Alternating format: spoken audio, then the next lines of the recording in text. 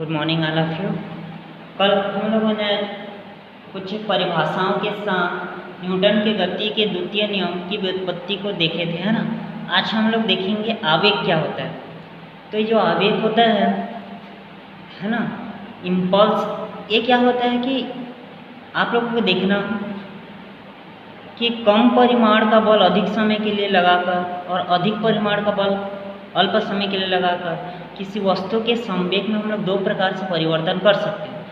कम बल लगाएंगे तो भी अधिक परिवर्तन होगा, कभी कभी अधिक भी बल लगाते हैं तो कम परिवर्तन होगा। तो यहाँ से समय का बहुत ज़्यादा रोल होता है। तो इसको हम लोग इस प्रकार परिभाषित कर सकते हैं कि बल लगाएंगे तो वहाँ पे समय लगेगा। तो बल और समय अंतराल के गुणनफल को क्या कहा जाता है? आवेग कहा जाता है। बल और किसके समय का जो गुणनफल है वो क्या कहलाता है? आवेग कहलाता है। तो इसका जो मात्रक होगा वो क्या हो जाएगा? न्यूटन सेकेंड होगा, है ना। ये क्या हो जाएगा? एक सदिश राशि होता है, इसका विमीय सूत्र आप लोग निकाल लेंगे। वो क्या होता है? mL/t-1 होता है, ठीक। तो यहाँ से क्वेश्चन आता है आवेग क्या है, इसका मात्रक और विमीय सूत्र लिखिए। तो वहीं आता है कि आवेग संवेग प्रमेय क्या है, सिद्ध कीजिए J=∆P। यही आवेग संवेग प्रमेय है। जैसे पाइथागोरस प्रमेय होता है कि कर्ण का स्क्वायर लंब के स्क्वायर और आधार के स्क्वायर के बराबर होता है। तो आवेग संवेग प्रमेय क्या है कि किसी बल का जो आवेग होता है ना, तो क्या होगा? उस बल द्वारा उत्पन्न संवेग में परिवर्तन के बराबर होता है। जो आपका किसी बल का जो आवेग होता है, मतलब J जो होता है, वो संवेग में परिवर्तन के क्या होता है? बराबर होता है।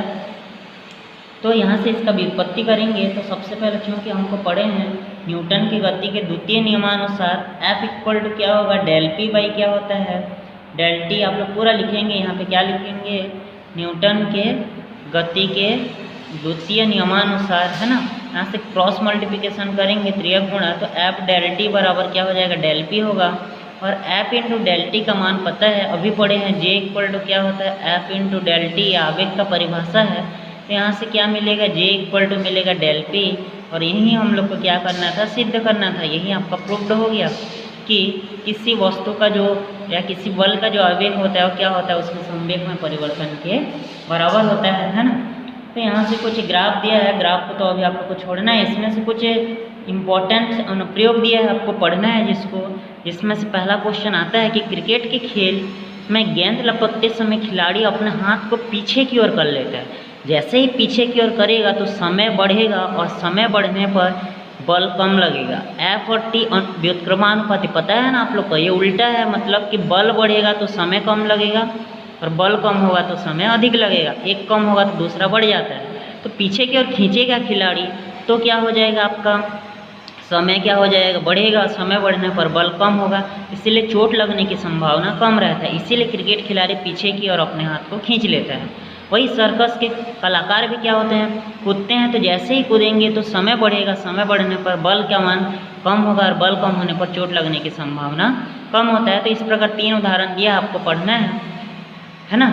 तो यहाँ से फिर है न्यूटन की गति का तृतीय नियम। तो न्यूटन की गति का तृतीय नियम है कि प्रत्येक क्रिया के बराबर क्या होता है? आप लोग का विपरीत प्रतिक्रिया होता है।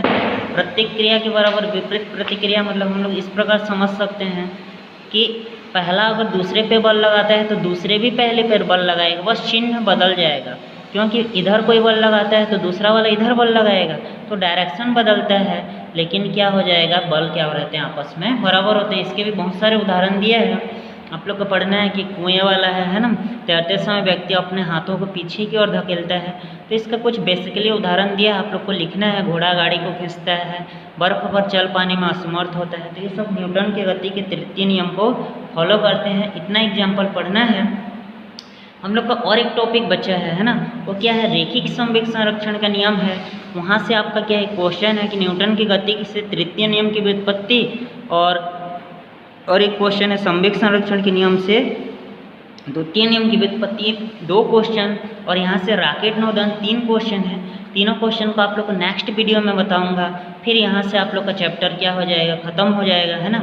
यहाँ पे कुछ नोट दिया गया है जिसको भी आप लोग को बताऊंगा। तो कल आप लोग का फिजिक्स खत्म होगा, तो बुधवार को आप लोग का फिजिक्स का ब्लूप्रिंट बताया जाएगा। इसमें त्रैमासिक एग्जाम में किस प्रकार का क्वेश्चन आएगा, कहाँ से किस टाइप का आप लोग को पढ़ना है।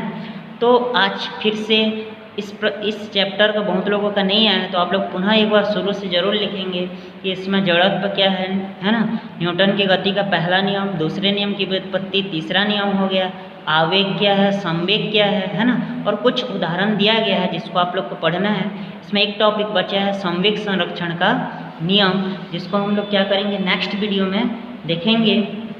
इतने तक आप लोग को कवर कर लेना है, इसीलिए आज कम हो रहा है क्लास, क्योंकि आप लोग फेयर कॉपी नहीं बेचते हैं। तो आज आप लोग को न्यूटन के गति के तृतीय नियम तक आप लोग को कंप्लीट करना है। नेक्स्ट वीडियो में संवेग संरक्षण के नियम देखेंगे कल, और बुधवार को आप लोग को ब्लूप्रिंट बता दिया जाएगा, और गति के नियम तो अभी त्रैमासिक में आएगा। उसके बाद आगे हम लोग त्रैमासिक के बाद पढ़ेंगे। धन्यवाद।